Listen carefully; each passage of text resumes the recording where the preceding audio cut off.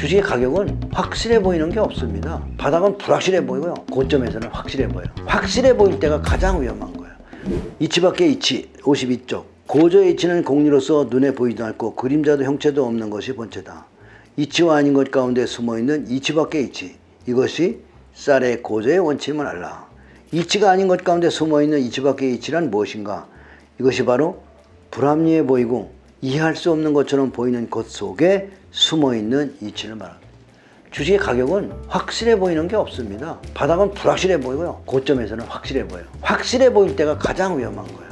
그러니까 조금 더 올라가더라도 거기서는 여러분들이 잡으면 안 되는 거죠. 기다려야죠. 주가는 언제나 조정을 해주는 겁니다. 조금만 기다리면 다 조정이 와요. 그래서 초보자에게 드리고 싶은 말은 시장이 완전히 붕괴돼 가지고 뉴스가 온통 주식이 못한다고 떠들어댈 때까지 책만 읽고 공부하면 여러분 부자 될 기회를 항상 주는 겁니다. 그것을 나는 사태라고 그러죠. 예를 들어서 코로나 사태, 이번에도 사태가 좋았어요. 8월 달에도 제2의 코로나, 이런 사태가 올 때 여러분 기회가 오는 겁니다. 이치 아닌 것 가운데 숨어있는 이치 밖의 이치는 무엇인가?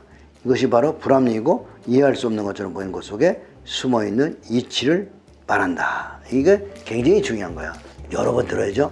주식시장의 이치는 쉽게 이해할 수 있는 것이다. 시세가 이치대로만 움직이는 것이라면 누구나 생각한 대로 좋은 결과를 낼 수 있다.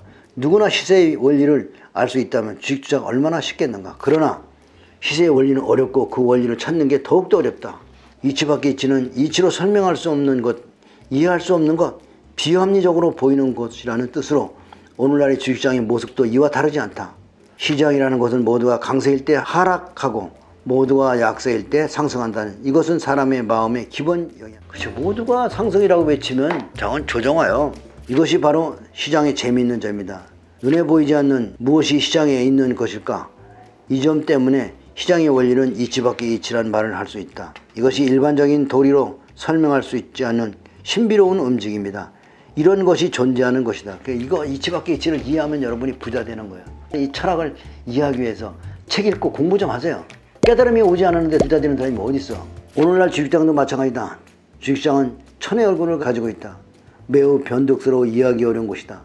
욕망과 부를 상징하기도 하고 공포와 파멸을 상징하기도 한다. 주식시장에서 주가가 불규칙하게 움직이기 때문에 예측할 수 없다는 이론도 등장한다. 그럼에도 불구하고 많은 사람들은 주가를 예측하고 주식시장의 움직임에서 일정한 법칙을 찾아내고자 한다. 물론 어느 정도 가능한 측면도 있지만 근본적으로 주가를 정확하게 예측하기란 불가능하다.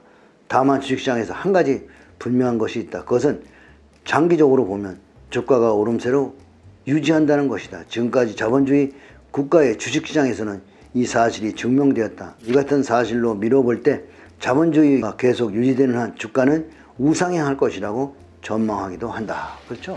자본주의가 존재하는 한 주가는 우상향합니다. 근데 많이 하락하기도 하기도 많이 올라가기도 한다. 이 들먹들먹한 움직임이 여러분이 너무 섣불리 좋을 때 들어가면 조정기간이 2, 3년 들어올 때 또는 1년, 2년 조정할 때 또 융자까지 받았을 때 여러분들은 돈을 다 잊어버리고 주식에서 상처를 많이 받게 되면 그 두려움 때문에 공격하지 못하는 겁니다. 주식은 부자가 되는 거는 다 주가가 떨어지고 있을 때 공격한 사람들입니다. 예를 들어서 부자가 된 강방천 씨나 박용옥 씨 같은 분, 주가가 떨어지고 있을 때 매수한 사람들이에요. 모험한 사람이에요. 그 사람들이 진짜 투자가들이에요. 그 외에 어떤 사람도 나는 계좌 공개하지 않은 사람은 아무도 믿지 마세요. 기업 아닌 직관, 그렇다면 이치 밖의 이치를 어떻게 깨달을 수 있을까? 그것이 바로 경험을 통해서 쌓을 수밖에 없는 것이다. 의사도 역시 그랬다. 에도 시대의 쌀시장에서 오랜 쌀거래 연구를 통해서 시세의 원리를 경험함으로써 깨달은 것이다. 시장의 움직임이나 투자자들의 움직임에도 동요롭지 않은 자신만의 깨달음을 갖게 된다는 것은 의미한다. 오늘날의 투자자 중에 각종 기법을 비롯한 기술적 분석 차트에 지나치게 몰입하는 사람이 있다. 차트를 늘리거나 줄이고 뒤집어 본다고 해서 시세의 작은 변화가 쉽게 눈에 들어올 수 있는 것은 아니다. 시장을 들여다볼 수 있는 마음의 눈, 깊은 통찰력을 가지고 있을 때야 비로소 그 변화에 발견할 수 있는 눈을 갖게 된다는 필자의 이를 투자하는 직관이 들어옵니다. 자, 직관. 여러분 직관이 뭐냐면 같은 일을 오래 하게 되면 오감 다음에 육감이 육감. 이 육감이 생긴다는 거야. 육감이 올 때까지 여러분들이 돈을 벌려고 하지 마세요. 내기 바둑 두는 거나 골프로 내기하는 프로와 내기하는 것 같거든요.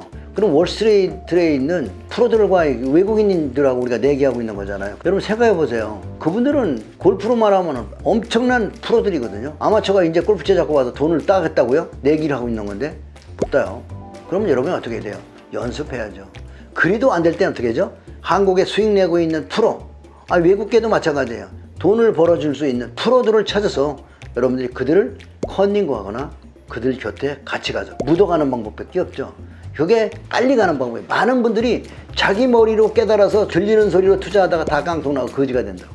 처음에 주식장에 왔을 때는 작은 돈으로 가지고 시작하시기 바랍니다.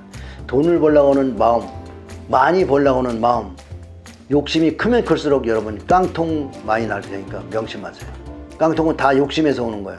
쥐뿔도 모르면서 거기다 돈을 달라고 그래? 말이 안 되는 거죠. 자, 오늘 이 강의가 여러분들에게 큰 도움이 됐으면 좋겠네요. 성공 투자를 빕니다. 바이바이.